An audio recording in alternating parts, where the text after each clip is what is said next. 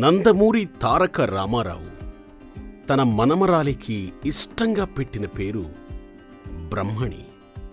అది చదువుల తల్లి సరస్వతి పేరు.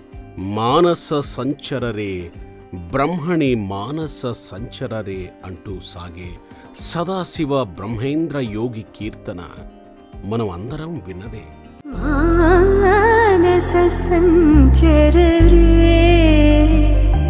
బ్రహ్మణి మానస సంచరరే.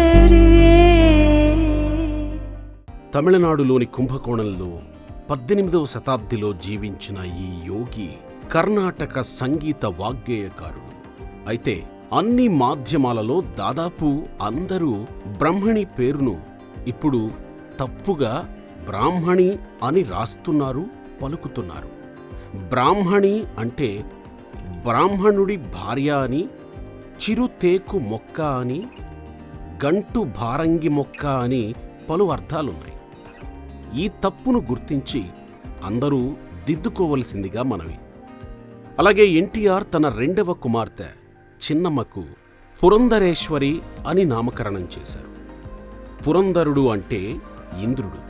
ఇంద్రుడి భార్య అయినట్టి శచీదేవినే ఇంద్రాణి, పౌలోమి, పురంధరేశ్వరి అని కూడా అంటారు.